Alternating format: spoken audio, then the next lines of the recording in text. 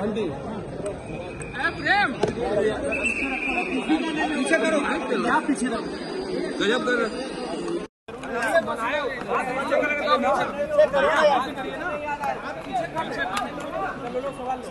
प्रधानमंत्री मोदी बिहार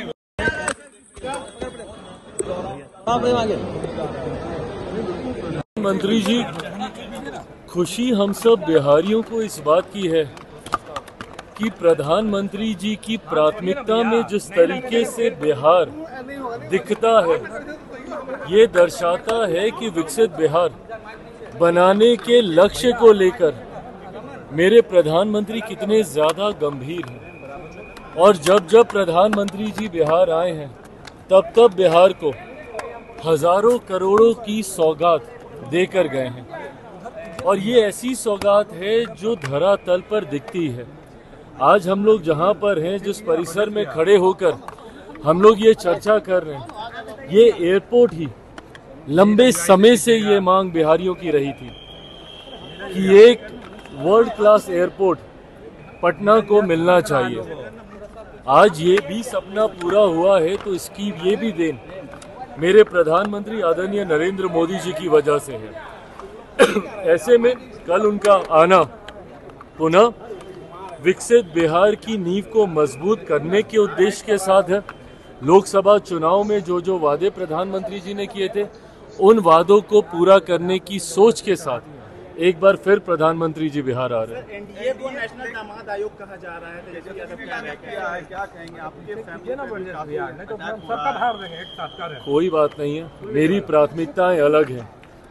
कई लोग हैं जो कि चाहते नहीं हैं कि विकास के मुद्दे पर चुनाव लड़ा जाए।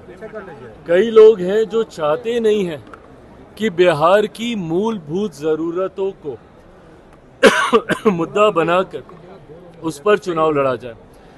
और इसी सोच के साथ वो निरंतरता में आपको अपने लक्ष्य से भटकाना चाहते हैं। कल जब प्रधानमंत्री जी आ रहे हैं, तो पूछे ना प्रधानमंत्री जी से कि भैया आपने ये वादा किया था, ये नहीं हुआ, ये वादा कहा था, ये नहीं हुआ। ये सवाल कीजिए ना, पूछिए कि आपने एयरपोर्ट कहा था नहीं दिया, आपने एक और एम्स कहा था नहीं दिया, ये सवाल कीजिए ना। पर जब आप ये बातें करते हैं, तो आप लक्ष्य से सामने वाले को भटकाने का प्रयास करते हैं। और अगर मेरा जिक्र करें भैया, हम तो किसी को नहीं कह रहे कि कोई बहन भाई आयोग बनना चाहिए। हम तो बिहार फर्स्ट, बिहारी फर्स्ट की हम बात कर रहे हैं। और कोई लाख प्रयास कर ले एनडीए के नेताओं को, हमारे घटक दलों को हमारे मुद्दे से भटकाने का, हम सब प्रधानमंत्री आदरणीय नरेंद्र मोदी जी की सोच, मुख्यमंत्री नीतीश कुमार जी के विकसित बिहार की सोच के साथ, बिहार फर्स्ट, बिहारी फर्स्ट की सोच के साथ हम लोग आगे बढ़ रहे हैं। बाकी जिनको विषय भटकाकर गलत नैरेटिव सेट करने का जो वो प्रयास कर रहे हैं, उसमें वो सफल होंगे नहीं।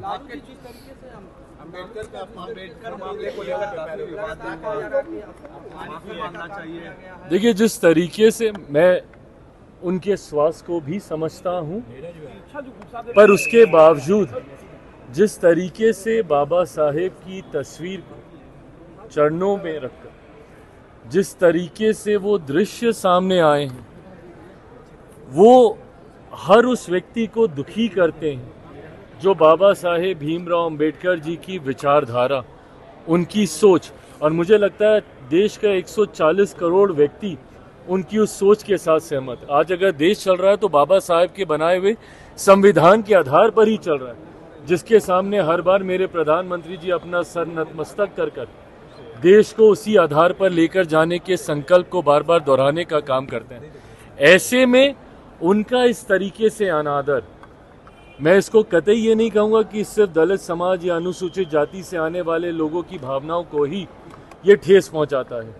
ये ना सिर्फ हर बिहारी को ये दृश्य ठेस पहुँचाता है, हर देशवासी को ये दृश्य ठेस पहुँचाता है और पुनः उस सोच को सोचने के लिए आपको विवश करता है कि क्या यही इन लोगों की सोच है, जहां एक तरफ इस समाज से आने वाले महापुरुषों का आप अपमान करिएगा और फिर उन्हीं को अपना वोट बैंक बनाकर अपनी राजनीतिक रोटी सेकने का प्रयास कीजिएगा।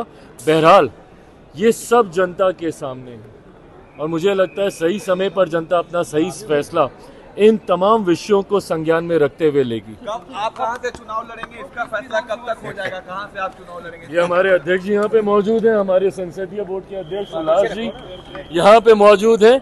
इन तमाम प्रश्नों का जवाब इन्हीं के माध्यम से आपको मिलेगा।